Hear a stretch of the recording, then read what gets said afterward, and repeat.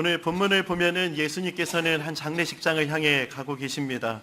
그리고 그곳에 도착하자마자 통곡하는 자들을 향해서 이 아이가 죽은 것이 아니라 자고 있는데 왜 울고 있냐라는 말씀을 하십니다. 전혀 이해할 수 없는 이야기를 하신 후 죽은 아이가 있는 곳에 들어가 이런 이야기를 하십니다.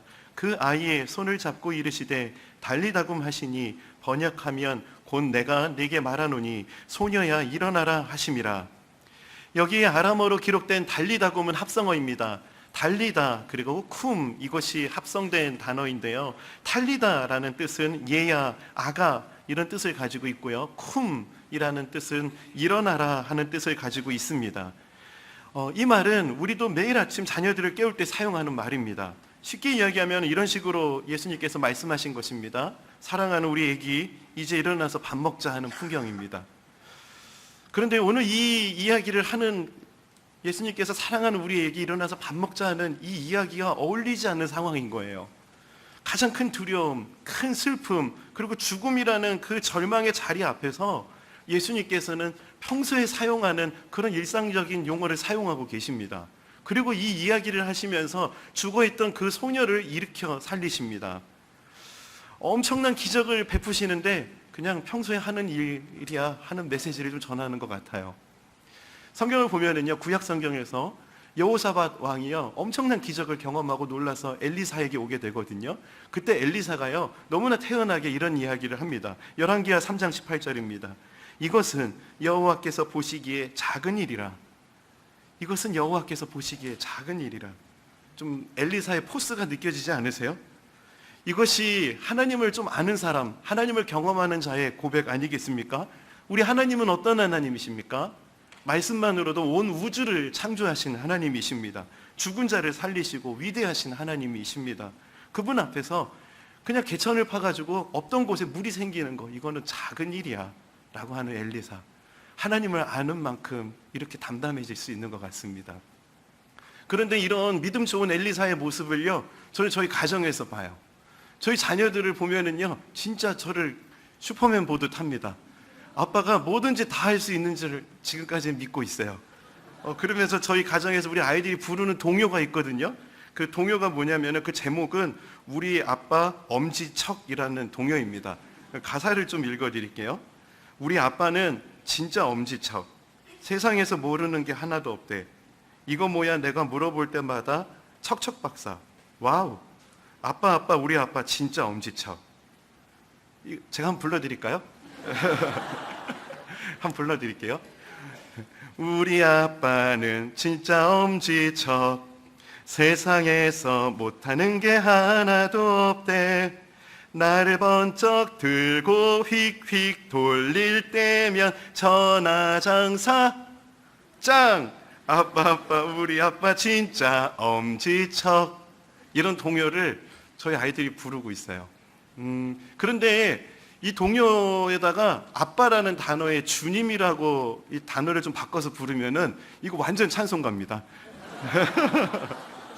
우리 주님은 진짜 엄지척, 세상에서 모르는 게 하나도 없대. 전지하신 하나님. 우리 주님 진짜 엄지척, 세상에서 못하는 것 하나도 없대. 전능하신 하나님. 이러면서 우리 한번 주님 넣어서 한번 불러볼까요? 우리 주님은 전능하신 하나님이시고 우리는 그 주님의 자녀입니다. 믿으십니까? 아멘. 오늘 이 예배를 통해서 하나님의 자녀된 우리가 주님 앞에서 우리 하나님이 어떤 하나님이신가, 그 하나님을 밝히 보는 시간 되기를 소망합니다. 하나님의 크심을 경험하고 우리 하나님의 전능하심이 내 삶에 여전히 역사하고 있음을 깨닫는 그런 시간 되기를 소망합니다. 오늘 본문을 보면은요 죽음 권세를 이기시고 통치하시는 하나님의 아들, 그 예수님에 대해서 소개하고 있어요. 마치 죽음의 권세가 예수님 말 한마디에 그냥 아무 힘을 잃어버리는 그런 모습을 오늘 말씀은 설명하고 있습니다. 저는 설교를 준비하면서요 간절히 그 자녀의 문제를 가지고 주님 앞에 나오는 야이로의 모습이 참 낯설지가 않았어요. 왜냐하면 우리 주위에는 현대판 야이로가 너무나 많이 있다는 것을 보기 때문입니다. 여러분, 제가 현대판 야이로입니다. 그리고 이 자리에 있는 우리 모두가 현대판 야이로예요. 그러다 보니까 2000년 전에 일어났던 이 야이로의 이야기가 너무나 낯설지가 않고 흔히 우리 주위에서 볼 수 있는 모습, 또 우리 가정에서 볼 수 있는 모습이라는 것을 생각해 보게 되었습니다. 오늘 저는 여러분들과 2000년 전 야이로에게 주신 그 메시지를 통해서 현대를 살아가는 현대 야이로에게, 오늘날 야이로에게 어떤 메시지를 주시는가 하는 그 메시지를 함께 좀 나누고 싶습니다. 첫 번째, 현대판 야이로에게 주시는 하나님의 메시지, 우리 주님은 아버지의 기도에 주목하시는 하나님이시다라는 메시지입니다. 우리 주님은 아버지의 기도에 주목하신 하나님, 아버지의 기도. 자녀의 문제를 가지고 주님 앞에 간절히 기도하는 모습은 성경에서 쉽게 볼 수 있는 모습입니다. 야이로의 이 사건의 시작은 한 소녀, 한 딸의 아버지가 주님 앞에 그 딸의 문제를 가지고 나오는, 또 간청하는 모습으로 시작합니다. 마가복음 5장 22절에서 23절입니다. 우리 다 함께 한번 이 말씀을 읽어보겠습니다. 시작. 회당장 중에 하나인 야이로라 하는 이가 와서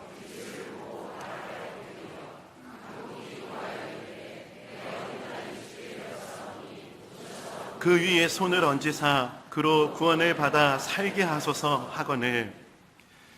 근데 뭔가 좀 이 상황은 알겠는데 아버지의 기도 이 단어를 좀 붙여보니까 뭐가 좀 어색해요. 왜냐면은 참 어머니의 기도라는 말을 너무 많이 들어와서 그랬던 것 같습니다. 신앙생활을 하다 보면 우리 어머니의 기도 이런 이야기 참 많이 듣게 됩니다. 그리고 교회 안에서 사역을 하다 보면은요, 어머니 기도회 이런 것도 사역하면서 참 익숙해요. 그런데 아버지 기도회, 아직까지 제가 한 번도 경험해 보지 못한, 그리고 아버지의 기도, 왜 이렇게 이게 낯설죠? 어찌됐든 어머니의 기도, 이거 정말 위대한 기도입니다. 한나, 마리아, 요게벳 등등 어머니의 기도를 통해서 하나님께서는 크신 일들을 이뤄 가셨습니다. 근데 오늘은 저희들은 아버지의 기도에 대해서 좀 집중해 보고자 합니다. 야이로라고 하는 한 아이의 아버지의 기도, 이거 참 인상적입니다. 오늘 사건이 이런 광경으로, 영화로 보면은 이런 모습으로 시작돼요. 실제로 야이로의 사건은요, 야이로하고 예수님만 이렇게 있는 모습처럼 사건이 전개되거든요. 그런데 실제 이 상황은요, 그렇게 예수님하고 야이로만 있는 상황이 아니었습니다. 얼마나 소란스럽고 복잡한 상황이었는지를 마가는 구체적으로 그 상황을 이렇게 기록하고 있어요. 마가복음 5장 24절. 이에 그와 함께 가실새 큰 무리가 따라가며 애워싸 밀더라. 계속해서 야이로의 이야기가 기록되는데요, 사람들이 밀치고 막 애워싸고 있고 이런 상황에서 벌어지는 대화들이라는 거예요. 그런데 성경을 자세히 이렇게 보다 보면은요, 이렇게 사람들이 막 밀치고 애워싸고 하는 상황이라는 게 전혀 느껴지지 않을 정도예요. 마치 야이로 그리고 예수님 단 두 분이 그냥 그 자리에 있는 것 같은 상황으로 이 사건이 전개된다라는 것입니다. 아버지의 기도, 이 상황을 통해서 하나님은 이 아버지의 기도에 주목하시는구나, 이것을 생각해 보게 된 거예요. 또 마가가 또 하나의 아버지 기도를 기록하고 있거든요. 마가복음 9장으로 가면은요, 귀신 들려서 말 못하고 발작 걸리고 그리고 점점 비참해가는 그 아들의 모습을 보면서요, 한 아버지가 나와서 예수님 앞에 이런 기도를 간청합니다. 마가복음 9장 22절부터 제가 좀 읽어드릴게요. 그러나 무엇을 하실 수 있거든 우리를 불쌍히 여기사 도와주옵소서. 예수께서 이르시되 할 수 있거든이 무슨 말이냐, 믿는 자에게는 능히 하지 못할 일이 없느니라 하시니 곧 그 아이의 아버지가 소리를 질러 이르되 내가 믿나이다, 나의 믿음 없는 것을 도와주소서 하더라. 믿음 없이 드리는 기도였어요, 그 아버지의 기도는. 그럼에도 불구하고 우리 주님은 그 기도에 응답하신다, 이것이 성경의 결론입니다. 성경 어디에도 부모가 자녀의 문제를 가지고 주님 앞에 나와서 간청할 때 그 기도를 하나님이 외면하셨다라는 기록을 찾아볼 수가 없습니다. 하나님께서는 자녀의 문제를 가지고 나오는 그 문제, 그 기도, 그 사람을 주목하고 계십니다. 다른 모든 것은 영화로 볼 때 다 아웃포커싱 되고 마치 자녀의 문제를 들고 온 그 사람과 또 하나님과 이렇게 단둘이 있는 것 같은 상황처럼 오늘 말씀이 전개되더라는 것입니다. 특히 이렇게 부모의 이야기, 또 자녀의 이야기를 이렇게 하다 보면은, 특별히 이렇게 주일 예배를 드릴 때에는 그렇지 않는 상황에 해당되는 분들이 있기 때문에 좀 말씀을 좀 나누고 오늘 성경을 좀 깊이 보길 원합니다. 많은 분들이 저에게 질문합니다. 부모님들이 얼마나 믿음이 좋으시면 목사님이 되셨냐고. 결론부터 얘기하면 제가 부모님 전도했습니다. 제가 부모님을 위해서 기도했고요. 지금 신앙생활 잘 하고 계십니다. 특별히 이 이야기를 들을 때 믿지 않는 부모님, 나를 위해서 기도할 수 있는 분이 없어 라고 하는 분 낙심하지 마십시오. 우리 아버지가 진정한 아버지가 되십니다. 또 그런 분도 계세요. 나도 야이로 딸처럼 그렇게 기도할 수 있는 자식 하나 있으면 좋겠어 하는 분들도 계시더라고요. 여러분, 시선을 좀 바꿔보세요. 하나님 보시기에 여러분이 소중한 자녀예요. 이따가 말씀에서 나누겠지만 우리가 하나님의 자녀다라는 이것을 기억하면서 오늘 말씀 앞으로 우리가 좀 나아갔으면 좋겠습니다. 그렇다면 왜 우리 주님은 그 부모의 기도, 특별히 아버지의 기도에 주목하실까? 우리가 한 가정의 자녀이기 이전에 하나님의 자녀이기 때문에 우리 주님은 그것을 주목하시는 것입니다. 이 부분에 대해서 성경은 이렇게 말씀하십니다. 보라, 자식들은 여호와의 기업이요 태의 열매는 그의 상급이로다. 보라, 자식들은 여호와의 기업이요 태의 열매는 그의 상급이로다. 야이로 편에서는 자기 딸이었지만 하나님 편에서 볼 때는 하나님의 딸이었어요. 그 아이는 야이로의 딸이기도 했지만 하나님 딸이었어요. 하나님의 아들이 그 딸, 하나님 맡기신 그 아이를 정말 주님 앞에 그 문제를 가지고 나오는 상황인 것입니다. 제가 돌예배를 진행하게 될 때요, 부모님들에게 숙제를 하나 내드립니다. 그게 뭐냐면은 자녀를 위해서 기도문을 좀 써와서 예배를 드릴 때 그 기도문을 가지고 기도하자라는 부탁을 좀 드리거든요. 대부분의 부모님들이 기도문을 이렇게 작성하시면서 이런 고백을 하세요. 하나님께서 저희 가정에 보내주신 아무개, 하나님께서 맡겨주신 아무개, 하나님께서 주신 선물.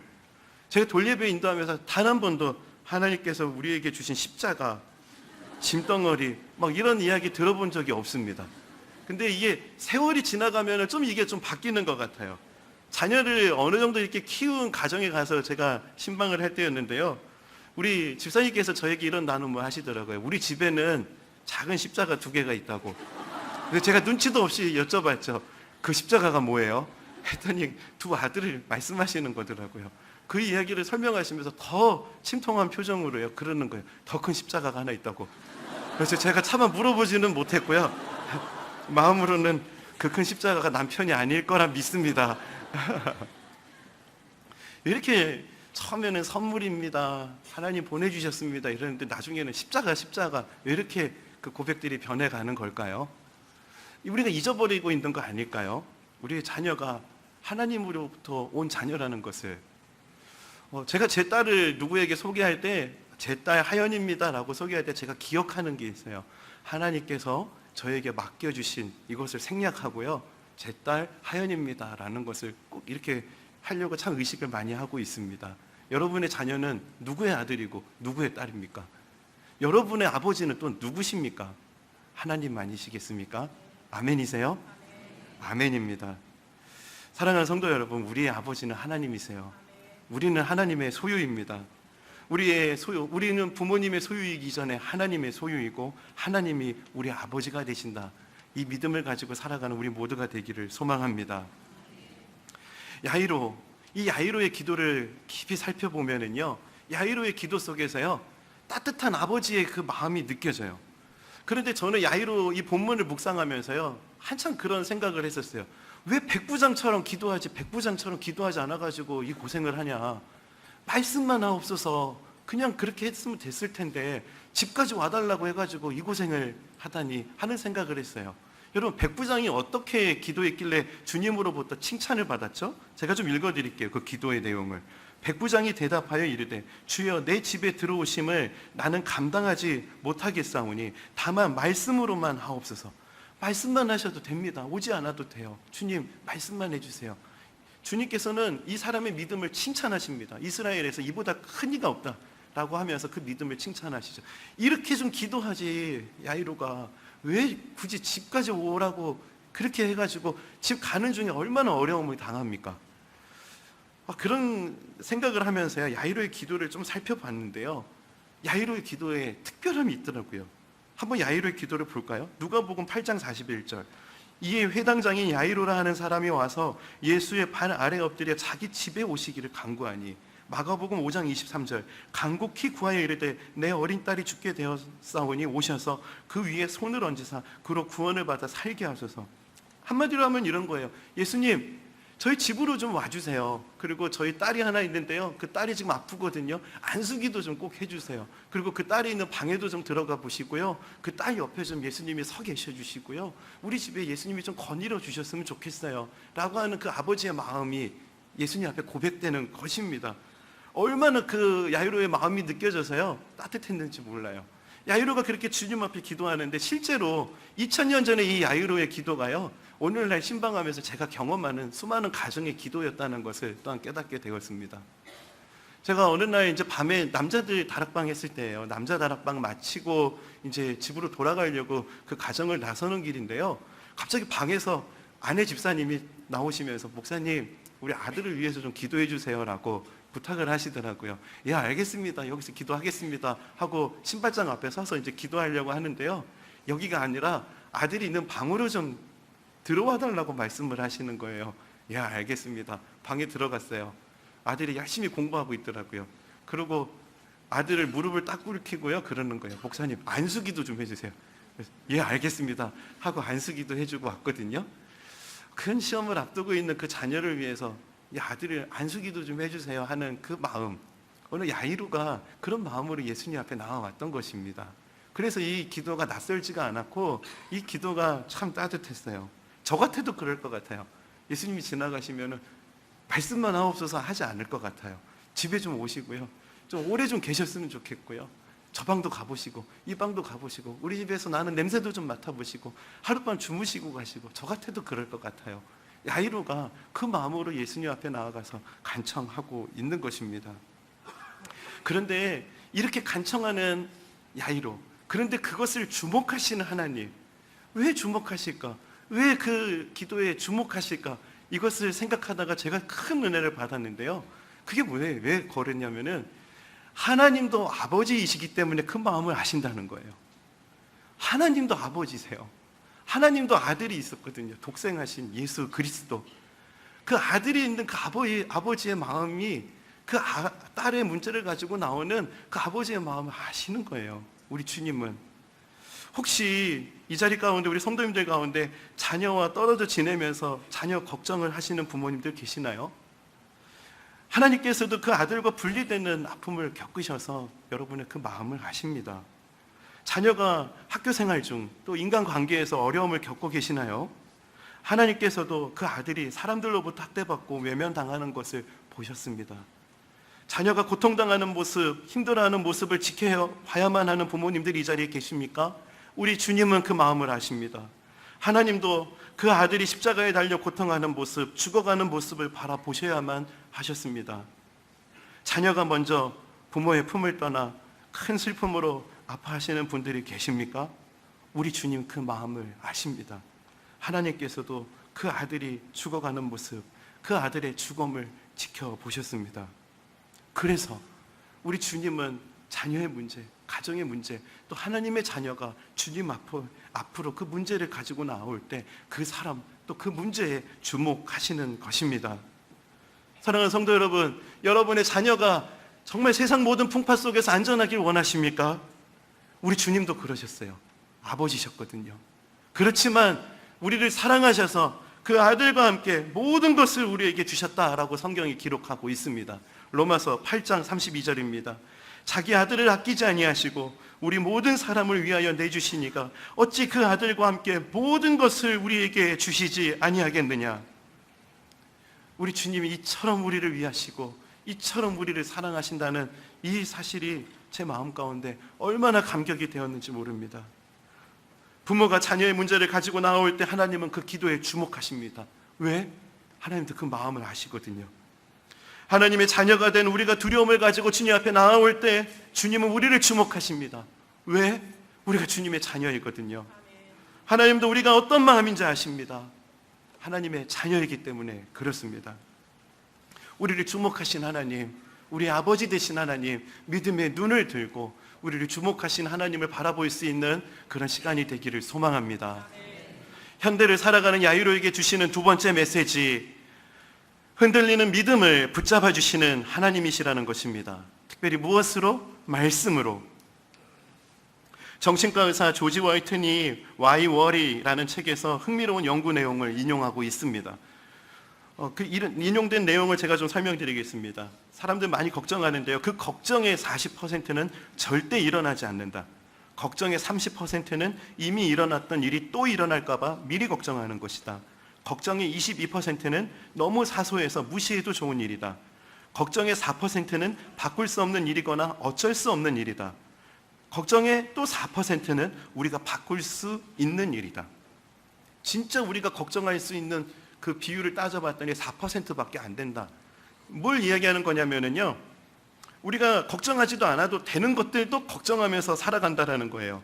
우리는 너무 많은 걱정을 분석하면서 살아갑니다. 걱정을 걱정하고 있고요, 두려움을 묵상하면서 살아갑니다.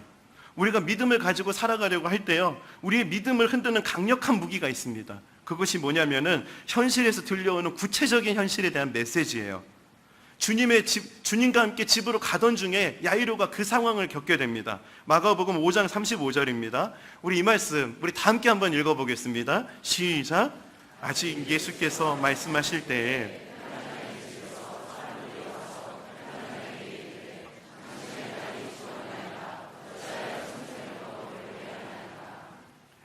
예수님과 함께 회당장 야이로의 집으로 향해 가고 있습니다. 그때 회당장의 집에서 온 사람들이 이런 메시지를, 현실적인 메시지를 말해요. 당신의 딸이 죽었습니다. 이어서 소망까지 꺾어버립니다. 어찌하여 선생을 더 괴롭게 하나이까? 이거 실제 일어나는 일처럼 오늘날의 현실에서로 하면 이렇게 아마 했을 거예요. 당신 딸이 죽었어요. 이제 끝났어요. 더 이상 예수님도 어떻게 못해요. 끝났어. 다 끝났어. 왜 헛된 소망을 가지고 여전히 예수를 붙잡고 있나요? 끝났다고요. 이제 다 끝났어요. 이런 현실의 메시지를 듣게 되면 우리는 흔들리게 됩니다. 우리를 흔드는 이런 영향력이, 이런 소리가 우리에게 들릴 때 중요한 것은 우리 주님이 그 곁에 계시다는 거예요. 그리고 그 메시지를 거부하신다고 하시는 것입니다. 이 부분에 대해서 오늘 말씀을 우리가 좀 한번 봤으면 좋겠어요. 마가복음 5장 36절입니다. 예수께서 그 하는 말을 곁에서 들으시고, 그 하는 말씀을 곁에서 들으시고, 곁에서 들으셨다라는 이 부분에 대해서요, 예전에 총신대학교에서 신약학을 가르치셨던 유상선 목사님께서 이 부분을 이렇게 말씀하십니다. 우리말 개역성경에는 예수께서 하시는 그 말씀을 곁에서 들으시고라고 오역한다.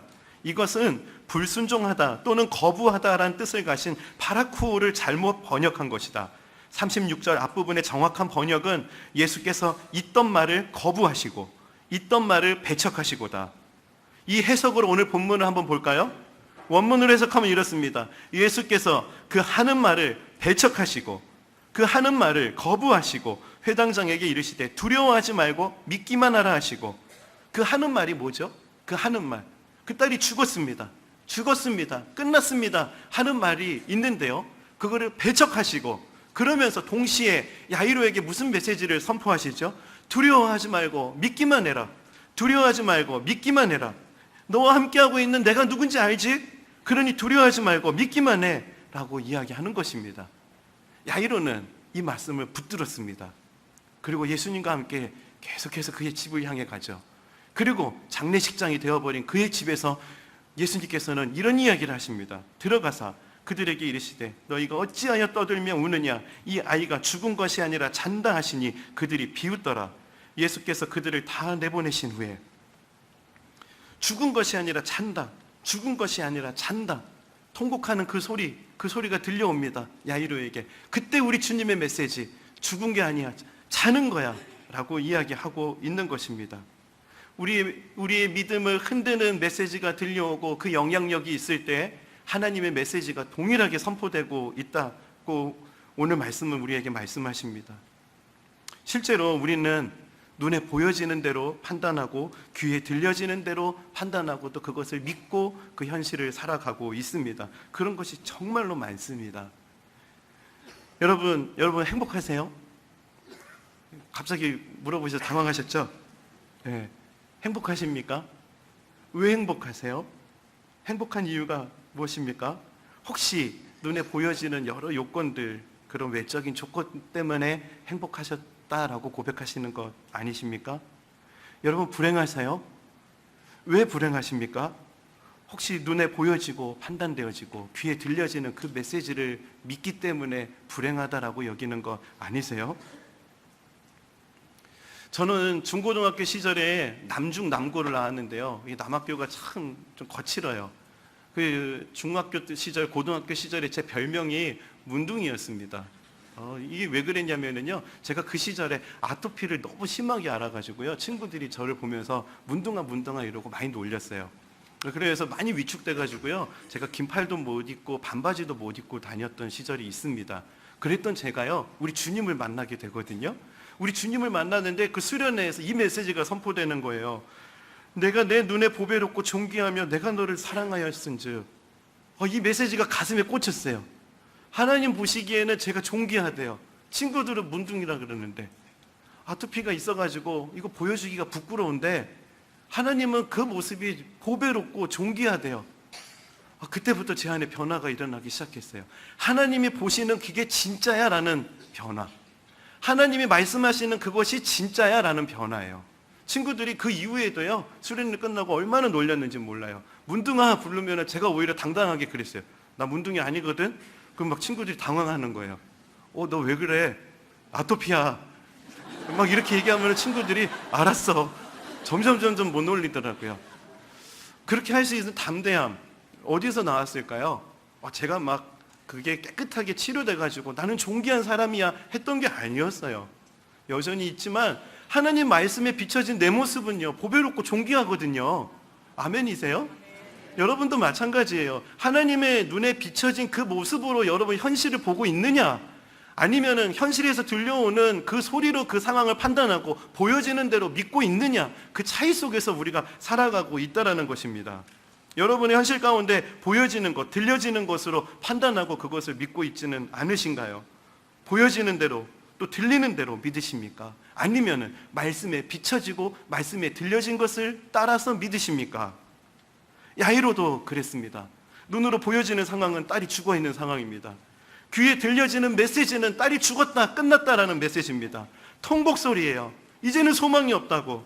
하지만 주님은 끝이 아니라고 말씀하십니다. 눈으로 보여지는 대로 절망하지 말고, 귀에 들리는 소리로 낙심하지 말고, 나를 바라봐, 나를 바라봐, 두려워하지 말고 믿기만 해라. 네 딸은 죽은 게 아니야, 자는 거야.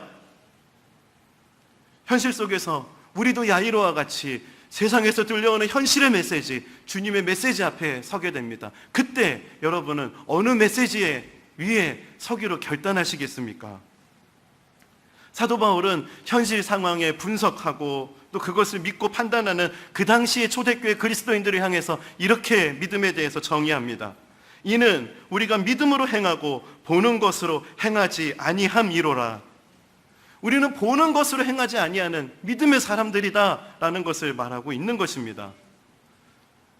눈앞에 보여지는 현실, 그리고 말씀을 통해서 보는 현실, 이 차이가 있다라는 것을 자꾸 느껴가는 이것이요, 믿음 훈련하는 거예요. 눈에 보여지는, 귀에 들려지는 그 소리, 그 현실, 하지만 하나님이 말씀하시는 그 말씀에 비춰볼 때는 그게 아니다라는 이 간극을 자꾸 경험하는 이것이 믿음 훈련하는 것입니다. 그리고 그럴 때마다 하나님 말씀에 비춰진 그 모습 위에 서는 그것이 믿음으로 살아가는 삶입니다. 우리는 내 눈에 보여지는 현실만 진짜라고 생각합니다. 내 귀에 들리는 그 소리만 진짜라고 생각해요. 하나님이 주시는 이 약속의 말씀, 이 말씀에 비춰보는 그 과정들이 스킵되는 경우가 너무나 많이 있습니다. 우리가 잘 알고 있는 무디 그 목사님에 대한 이야기를 좀 나누고 싶습니다. 런던에서 집회를 마치고 그가 미국으로 다시 배를 타고 돌아가는 상황이었습니다. 그가 탔던 배가 암초에 부딪혀서 배에 물이 들어차고 배가 가라앉는 그런 상황 가운데 있었습니다. 100명 이상의 선원들이 있는 큰 배였는데요, 사람들이 난리가 났어요. 비명을 지르고 막 소란이 일어나는 것입니다. 배 객실에서 그가 성경을 읽던 중에 그 아들에게 묻습니다. 배에 무슨 일이 일어난 거냐고. 그때 그 아들이 말합니다. 배가 암초에 좌초되어서 배가 지금 물이 차서 점점 가라앉고 있는 상황이라고. 무디가 그 소리를 듣고요, 가판 위로 그 아들과 함께 올라갑니다. 그리고 가판 위에 올라가니까 아수라장인 거예요. 비명 소리가 들리고 난리가 났습니다. 그때 그가 사람들을 모아놓고요, 이 메시지를 선포하거든요. 그때 그가 읽었던 메시지가 시편 91편 9절에서 11절 말씀이에요. 제가 이 말씀 읽어드릴게요. 내가 말하기를 여호와는 나의 피난처시라고 지존자를 너의 거처로 삼았으므로 화가 내게 미치지 못하며 재앙이 내 장막에 가까이 오지 못하리니 그가 너를 위하여 그의 천사들을 명령하사 내 모든 길에서 너를 지키게 하심이라. 이렇게 말씀을 전하고요, 그가 합심기도를 했어요. 사람들이랑 합심기도를 하고, 그리고 그 시간에 예배를 마치고 나서요, 자, 이제 우리의 삶이 하나님께 붙들려 있으니 이제 주님께 모든 것을 맡겨드리고 잡시다 라는 이야기를 했다고 합니다. 그날 밤에 잠을 잤던 사람은 무디 목사님 한 분밖에 없었다고 해요. 이후에 그 구조선이 와가지고 그 모든 승객들이 한 사람도 상하지 않고 구조되었다고 합니다. 무디 참 대단한 사람이에요. 하나님의 말씀, 이 말씀으로 내 눈에 보여지는 그 현실보다 말씀에 비춰진 그 현실을 더 믿었던 사람이었습니다. 그런데 여러분, 이 믿음은 단 한순간에 이루어지는 게 아닙니다. 내 눈에 보여지는 현실보다 하나님의 말씀에 비춰진 그 현실을 믿을 수 있는 이 믿음은요, 날마다 우리가 훈련해야 되는, 연습해야 되는 거예요. 여러분, 오늘도 내일도 새로운 또 한 주간도 날마다 이런 믿음의 훈련 가운데 승리하는 여러분 되시기를 축복합니다. 성경을 보면은요, 12정탐꾼 이야기 우리 잘 아시죠? 그 중에 10정탐꾼이요, 그 가나안 땅에 가서 돌아와서 보고합니다. 그 10정탐꾼의 보고가 어떻습니까? 갔더니 거의 만났다 이거예요. 이제 끝났다 이런 보고를 합니다. 죽었다. 차라리 애굽에 있을 텐데 왜 데리고 와가지고 끝났어 라는 이야기를 하죠. 여호수아가 이야기합니다. 또 갈렙이 이야기합니다. 저들은 우리의 밥이다. 이 두 보고의 차이가 무엇입니까? 한 사람은 보여지는 대로 믿었고요, 또 한 그룹은요, 말씀에 비춰진 그 현실을 믿었습니다. 우리도 현실을 현실로 믿지 아니하고 하나님의 말씀에 비춰진 그 현실을 믿고 그 믿음 안에서 살아가는 저와 여러분 되기를 소망합니다. 말씀을 정리하겠습니다. 야이로는 주님께 두 가지를 간청합니다. 하나는 집으로 와달라는 간구였습니다. 또 다른 하나는 죽어가는 딸에게 안수하여 고쳐달라는 간구였습니다. 여러분, 야이로의 기도는 응답됐습니까? 아니, 지금까지 한 30분을 설교했는데 다시 한번 여쭤보겠습니다. 여러분, 야이로의 기도는 응답됐습니까? 아멘입니다. 응답됐죠. 그런데 더 크게 응답됐어요. 한번 볼까요? 마가복음 5장 40절에서 42절인데 우리 다 함께 한번 읽어볼게요. 시작. 그들이 비웃더라. 예수께서 그들을 다 내보내신 후에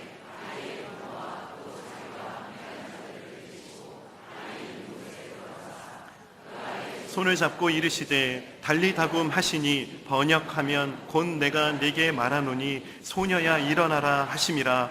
소녀가 곧 일어나서 걸으니 나이가 12살이라. 사람들이 곧 크게 놀라거늘. 야이로의 가정은요, 딸의 병 고침보다 더 큰 죽음에서 살리시는 그 놀라운 기적을 경험하게 되죠. 그리고 또 하나, 야이로가 그 집을 향해 갔을 때 끊임없이 들려오는 현실의 메시지, 죽었어, 통곡의 소리, 소망 없어 그랬는데 그 현실이 아니라 하나님의 말씀이 맞았어 라고 확신할 수 있는 그 믿음을 선물로 받는 것이죠. 말씀에 비춰진 그 현실이 진짜인 거야. 내 눈에 보여지는 현실이 진짜가 아니라, 내 귀에 들려지는 그 소리가 진짜가 아니라, 하나님의 말씀에 비춰진 현실, 하나님의 말씀이 말씀하시는 그 현실, 그게 진짜인 거야 라고 하는 이 놀라운 은혜를 그 가정의 선물을 받게 됩니다. 뿐만 아니죠, 야이로의 이야기에 단 한 번도 등장하지 않는 어머니가 등장해요. 40절 말씀을 보면은 다 내보내시고 그 아이의 부모가 그 아이 앞에 나아갑니다. 한 번도 등장하지 않았던 어머니가 등장해서요, 그 놀라운 기적의 현장, 은혜의 현장을 경험하게 되는 것이죠. 온 가정이 이 놀라운 은혜 위에 서게 되는 것입니다. 야이로가 기도했던 것보다 더욱더 응답하시는 신실하신 하나님, 그 하나님이 바로 저와 여러분의 하나님 되십니다. 그 주님과 함께 믿음 안에서 승리하는 삶을 살아가는 저와 여러분이 되기를 소망합니다. 오늘 말씀을 기억하면서 이 시간 우리 함께 우리들의 찬양 32장입니다. 아무것도 두려워하지 말라. 왜? 주 나의 하나님이 지켜주시기 때문에. 놀라지 말고 겁내지 마라. 왜? 주님 나를 지켜주시니. 오늘 말씀을 기억하면서 우리의 믿음을 주님 앞에 올려드리며 이 찬양을 함께 고백하길 원합니다. 함께 고백합시다. 아무것도 두려워 말라. 아무것도 두려워 말라. 주 나의 하나님이 지켜주시네. 놀라지 마라. 겁내지 마라. 주님 나를 말씀 기억하며 다시 한번 고백합시다. 아무것도 두려워 말라. 두려워하지 않을 수 있는 이유가 무엇입니까? 주 나의 하나님이 지켜주시네. 놀라지 말라. 겁내지 마라. 왜 그렇습니까? 주님 나를 지켜주시기 때문에. 우리의 믿음을 함께 고백합시다. 내 맘이 힘에 겨워 지칠지라도 주님 나를 지켜주시네. 세상의 험한 풍파 몰아칠 때도 믿음을 선포합시다. 주님 나를 지켜주시네.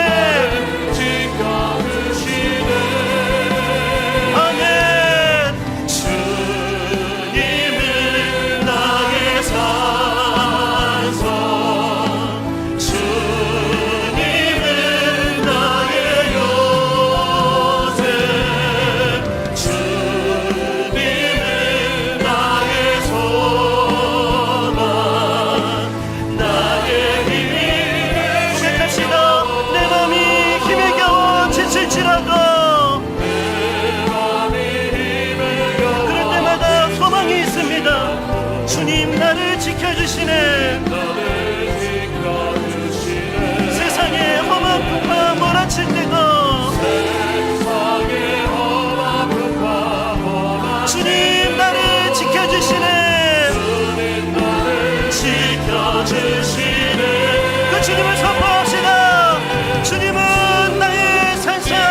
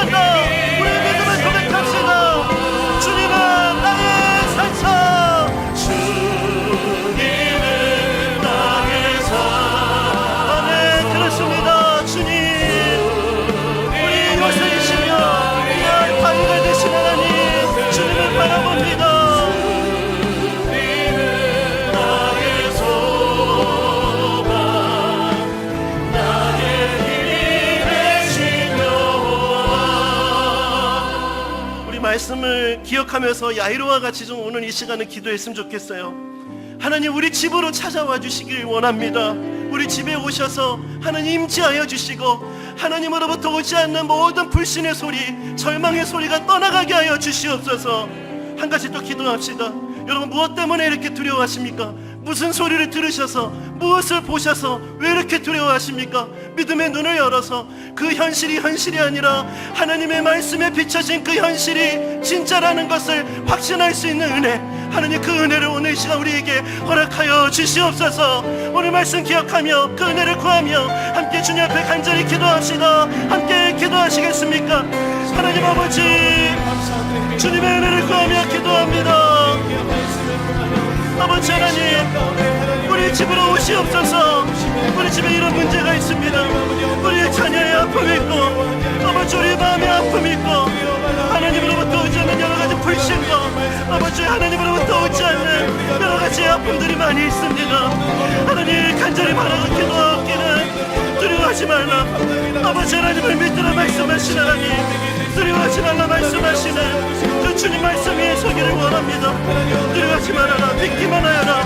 아버지 하나님, 오늘 이 시간 하나님이 말씀하신 이 진리 위에 섭니다.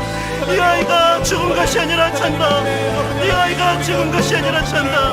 끝난 게 아니라 하나님께서 소망을 선포하시는 그 말씀에 비추어서 아버지 우리 눈앞에 내 현실을 바라볼 수 있기를 원합니다. 아버지 하나님 그 믿음을 우리에게 허락하여 주시옵소서. 우리의 믿음 없음을 주님 불쌍히 여겨주시옵고, 아버지 하나님 두려움은 떠나가고 우리를 닥심케 하는 메시지는 떠나가고 하나님 말씀이 옳았습니다. 하나님 말씀이 많았습니다. 하나님 말씀은 살아있었습니다. 아버지 그 은혜를 고백할 수 있는 아버지 그런 은혜의 자리로 하나님 저희들을 인도하여 주시옵소서. 아버지 그런 은혜로 역사하신 하나님 그 주님을 바라봅니다. 살아계신 하나님 아버지, 우리 가정으로 주님 찾아오셔서 우리 가정 가운데 주님 임재하여 주시옵소서. 하나님으로부터 오지 않는 모든 불신의 메시지, 모든 두려움과 모든 문제들이 떠나가게 하여 주시옵소서. 아버지 하나님, 두려워하지 말고 믿기만 하라 말씀하신 그 주님의 말씀을 붙들고 나아갑니다. 아버지 하나님, 가정 가운데 임하시는 그 하나님의 임재를 풍성히 누리고 그 은혜가 왕노릇하는 가정들이 될 수 있도록 은혜로 함께하여 주시옵소서. 현실의 두려움과 현실의 문제 안에서 넘어지고 쓰러진 저희들 하나님의 은혜를 구하며 주님 앞으로 나아갑니다. 죽은 게 아니라 찬다. 죽은 게 아니라 자고 있다. 하나님의 말씀에 비추어 현실을 바라보며 믿음 위에 섭니다. 하나님이 바라보시는 것이 진짜이고 하나님 말씀하신 그것이 진짜라는 아버지 그 믿음을 우리에게 허락하여 주시고, 이 믿음을 가지고 승리하는 삶을 살아가는 저희들 될 수 있도록 하나님 역사하여 주시옵소서. 그런 은혜로 일하시고 역사하실 주님께 감사드리며 이 모든 말씀 거룩하신 예수님의 이름으로 기도드립니다. 아멘. 이 시간 다 함께 자리에서 일어나셔서 찬송가 357장입니다. 주 믿는 사람 일어나 가사를 생각하며 함께 찬양하시겠습니다. 주 믿는 사람 일어나, 주 믿는 사람이 다 힘을 합하여 이 세상 모든 마귀를 다쳐서 면하세. 저 앞에 오는 적군을 다 싸워이. 주 예수 믿는 힘으로, 주 예수 믿는 힘으로 온 세상이 선포합시다. 믿음이 이기네. 믿음이 이기네. 아멘. 믿음이 주 예수를 믿음이, 주 예수를 믿음이. 다시 한 번 더 선포합시다. 믿음이 이기네.